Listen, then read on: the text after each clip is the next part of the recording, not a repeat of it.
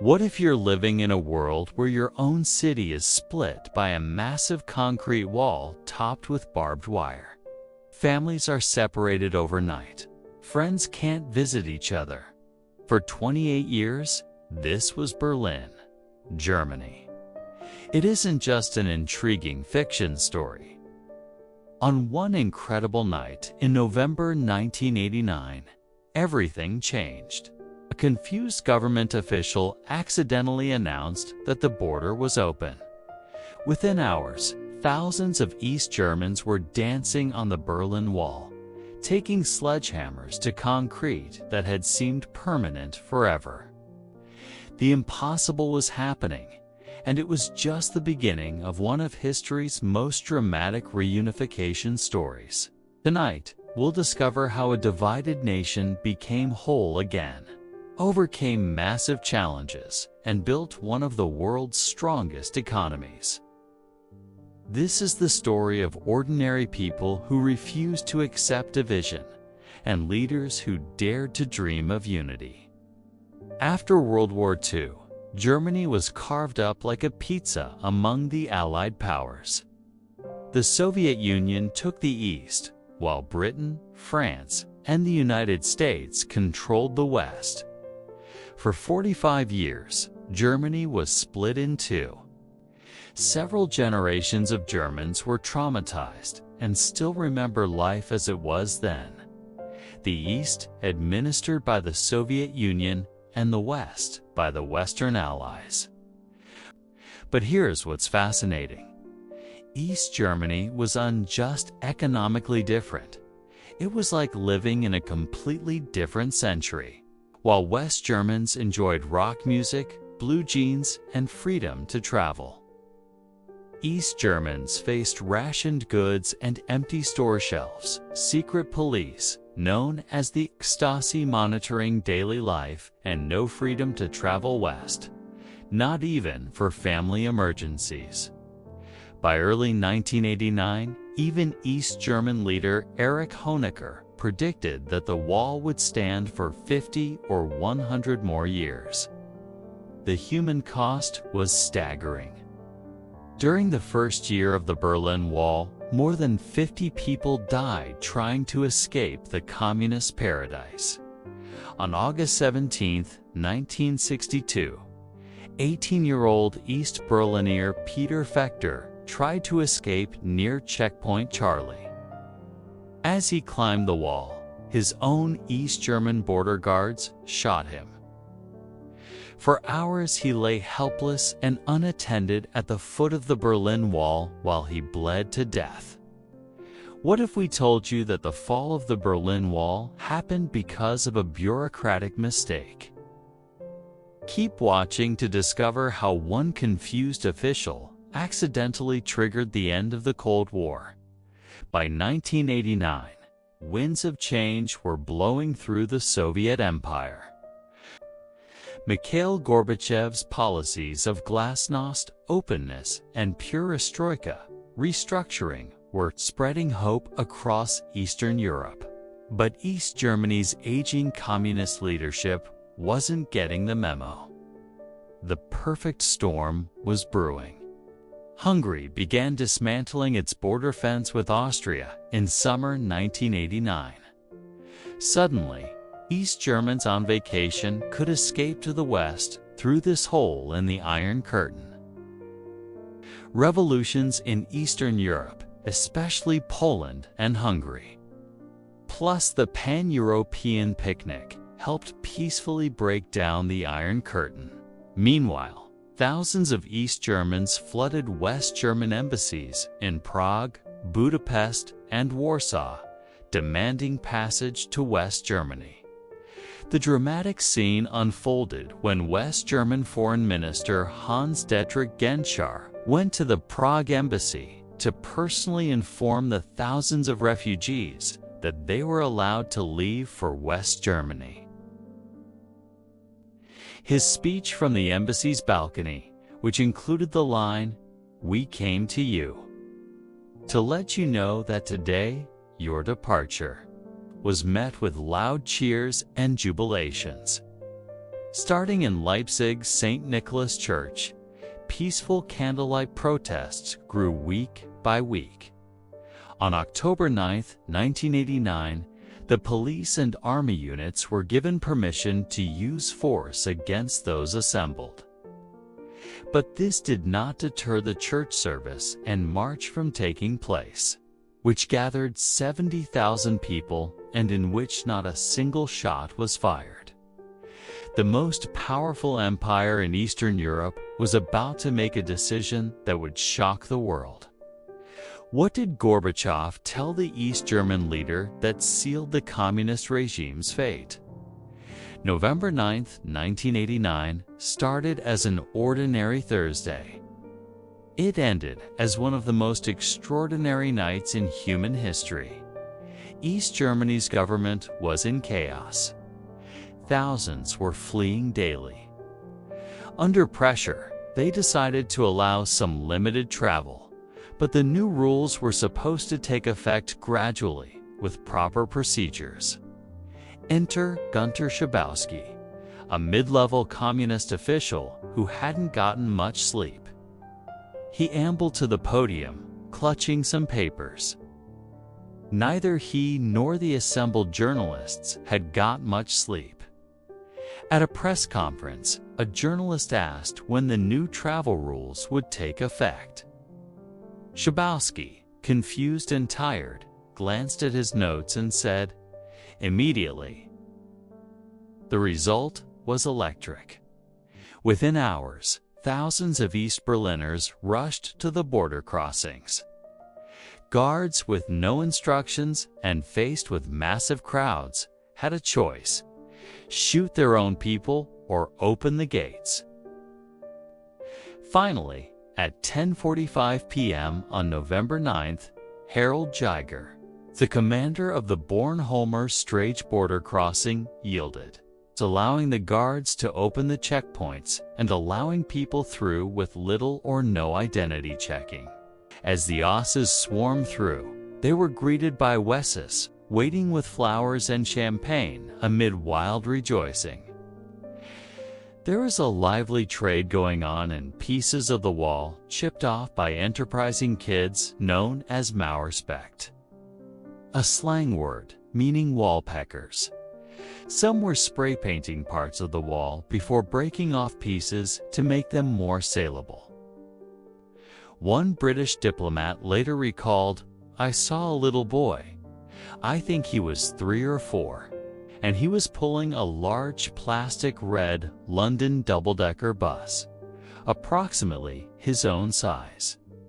And I thought, well, if a London double-decker bus can be crossing from west to east on the Iron Curtain, something really big really is happening."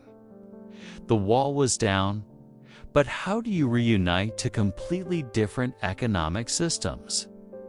The answer would require the most expensive reconstruction project in human history. Wait until you hear the staggering numbers.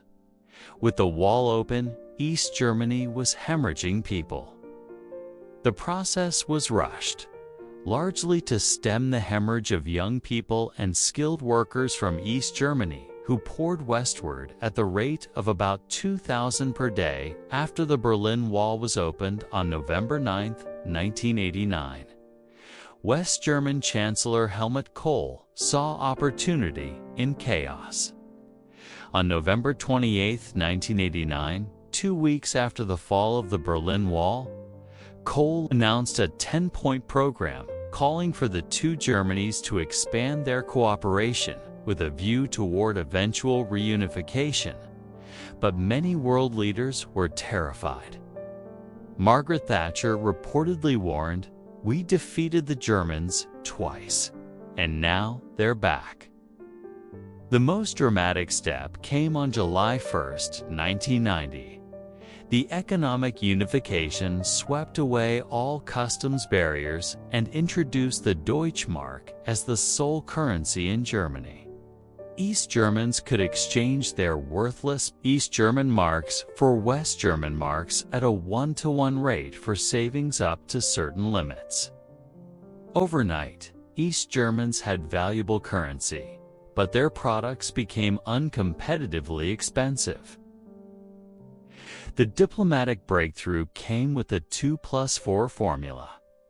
The two Germanys would negotiate terms of their reunification, and the four powers would join the discussion over Germany's international role. The final barrier fell when Kohl prevailed upon Gorbachev to drop his objections to a unified Germany within the NATO alliance. In return for sizable West German financial aid to the Soviet Union. On October 3, 1990, Germany officially reunited. But the celebrations would soon turn to harsh realities. The economic challenges ahead would test whether this dream of unity could survive. When the euphoria faded, Germans discovered the shocking truth about East Germany's economy. First, the Party of Democratic Socialism, the former Socialist Unity Party of Germany, was heavily defeated in East Germany's first free elections. A grand coalition was formed under Lothar de Maizière, leader of the East German wing of Kohl's Christian Democratic Union, on a platform of speedy reunification. Second, East Germany's economy and infrastructure underwent a swift and near-total collapse. The scale of the disaster was breathtaking. East Germany's claims that it was the world's 10th largest economy were officially planted mistakes. Most factories were using 1950s technology. Industrial production in East Germany fell by 70% within 2 years. 2.5 million employees. In state-owned enterprises, out of 4 million in total were laid off in the early 1990s. To handle this crisis, Germany created the Treuhandanstalt, the trust agency established by the government of the German Democratic Republic to reprivatize and privatize East German enterprises. Created on June 17, 1990, it oversaw the restructure and sale of about 8,500 state-owned companies, with over 4 million employees. At that time, it was the world's largest industrial enterprise. Their motto, as Treuhand President Detlev Rohwitter described, was privatize quickly, restructure resolutely, and shut down carefully. The Treuhand became deeply controversial. The dire economic situation people experienced due to unemployment was seen as being the result, to a large degree, of the Treuhandanstalt's activities.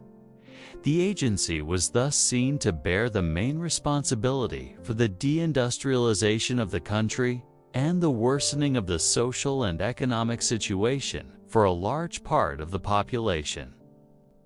Tragedy struck when on April 1, 1991, chairman of the Treuhand Detlev, Carsten Rohwitter, was shot dead by an unknown assassin, possibly the Red Army faction. The reunification was costing Germany more than anyone imagined. How much money did it actually take to rebuild East Germany? The numbers will astound you and show the incredible commitment Germans made to unity.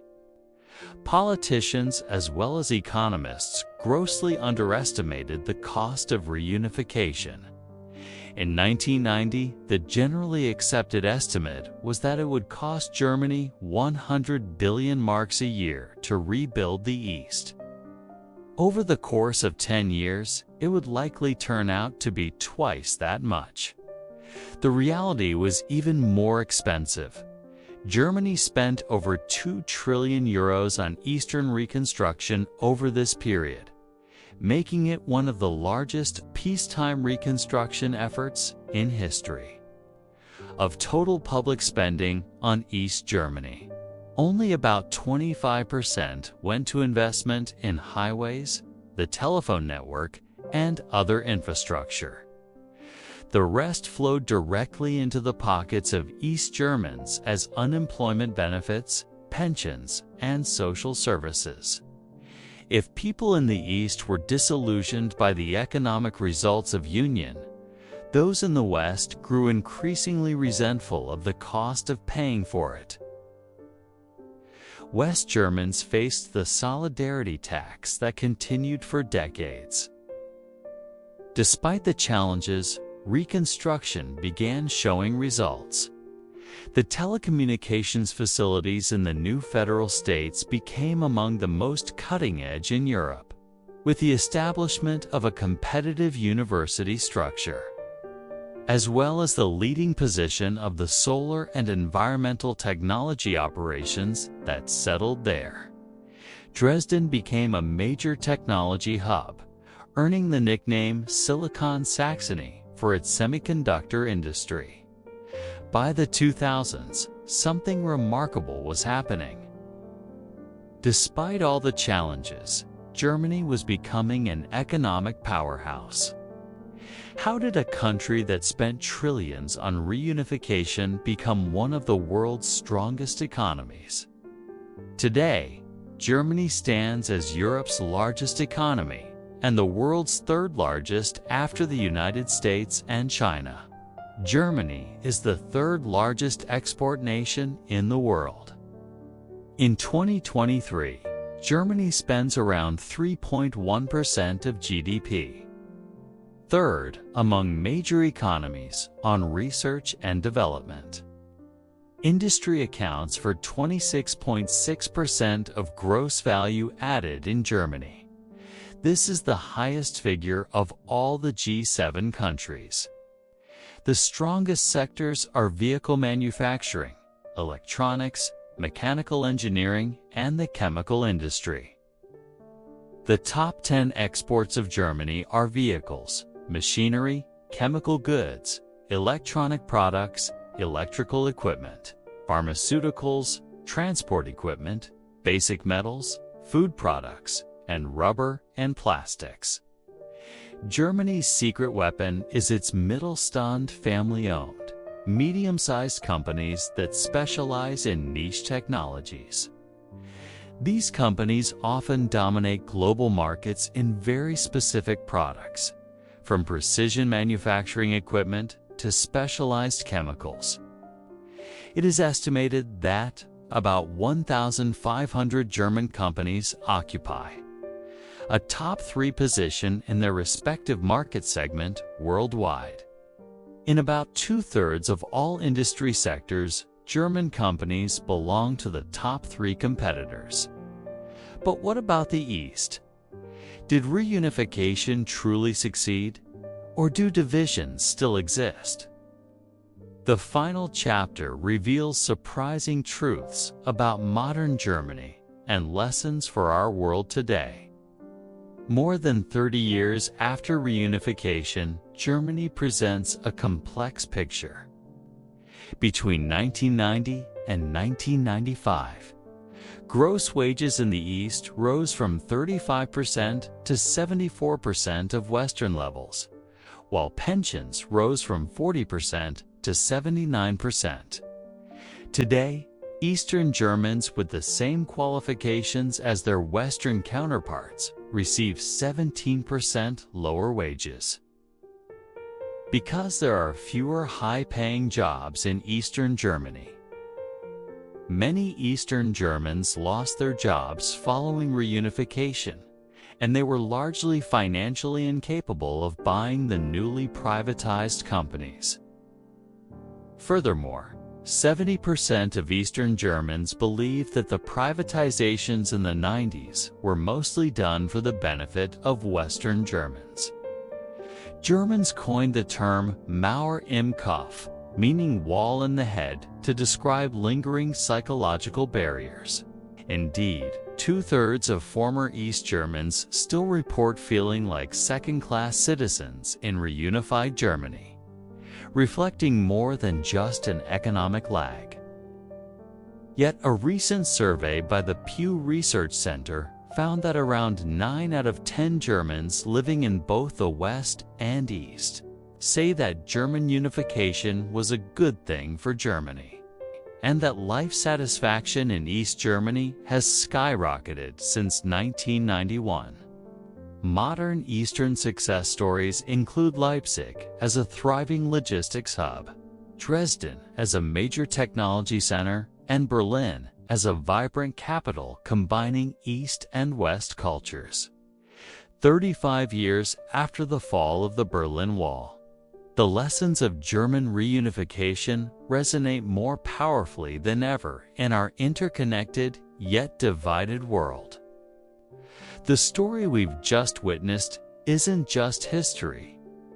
It's a blueprint for understanding how societies can overcome seemingly insurmountable divisions. In an age where conflicts often turn violent, East Germany's peaceful revolution proves that change can come through moral courage rather than military force.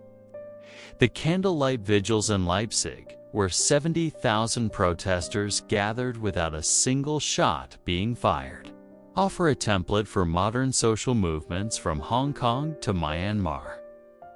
Germany's experience teaches us that merging different economic systems requires generational patience and massive investment.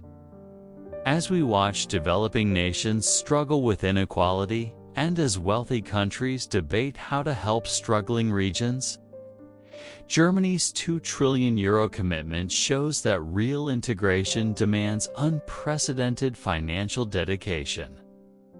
Despite having cutting-edge telecommunications and infrastructure, Eastern Germany still struggles with a wall in the head. This reminds us that in our digital age, social media and technology alone cannot heal deep cultural and psychological divisions. The fact that 70% of Eastern Germans still feel the privatizations favored Westerners shows that democratic legitimacy isn't achieved once. It must be continuously earned. This lesson speaks directly to modern democracies grappling with populism and political alienation. From Northern Ireland to Rwanda to Colombia, the German model shows that former enemies can become partners, but only through sustained effort, massive investment, and genuine respect for all parties' dignity. As wealthy urban centers pull away from rural areas in countries worldwide, from the American Rust Belt to northern England to rural China, Germany's Eastern Reconstruction offers both inspiration and cautionary tales about bridging geographical divides. In an era of massive global migration, Germany's struggle to integrate Eastern Germans, people who shared language, history, and culture, reminds us how complex it is to successfully integrate truly different populations. Just as East Germany had to abandon its entire industrial model overnight, today's world faces the challenge of transitioning from fossil fuels to renewable energy. Germany's experience with managing massive economic disruption while maintaining social cohesion offers crucial insights. The fact that German reunification remains incomplete after 35 years teaches us profound humility. If one of the world's wealthiest, most organized nations cannot fully heal divisions between people who share language and culture, how much harder is it to bridge divides across ethnic, religious, or national lines? Yet this incomplete success is also a source of hope. Germany didn't achieve perfect unity, but it achieved something more valuable, a commitment to keep trying. Today, despite remaining challenges, Germany stands as one of the world's most stable democracies and strongest economies. When we look at today's divided world, polarized democracies, trade wars, refugee crises, and climate conflicts, The story of German reunification offers both sobering realism and genuine hope. The sobering realism. Unity is expensive, slow, and never complete. Even with unlimited political will and enormous resources, healing divisions takes generations. The genuine hope. Despite these challenges, transformation is possible. The Germany of 2025, peaceful, prosperous, and democratic, was unimaginable to most people in 1989. The teenagers dancing on the Berlin Wall in November 1989 are now the leaders, teachers, and parents of modern Germany. They prove that seemingly impossible dreams can become reality. For our generation, the message is clear. Every division we face today, whether between rural and urban, rich and poor, native-born and immigrant, or between nations, can be addressed. Not easily, not quickly, and not perfectly, but genuinely. The story of German reunification teaches us that the question is on whether we can achieve perfect unity. It's whether we're willing to commit to the long, expensive, difficult work of building a more unified world. In 1989, ordinary people with nothing but candles and courage brought down the Berlin Wall. In 1990, political leaders chose unity over division, despite enormous costs and risks. Over the following decades, millions of Germans chose to see former enemies as fellow citizens, even when it was economically painful and culturally challenging. Today, their choice becomes our choice. In a world building new walls, both physical and virtual, the German experience reminds us that every barrier ever built by human hands can be torn down by human hearts committed to something greater than division. The bells that ring across Germany every October 3rd don't just celebrate what Germans achieved in 1990. This is why the German reunification of 1990 still teaches us today. Wir sind ein Volk. We are one people. Chant of East German protesters, 1989.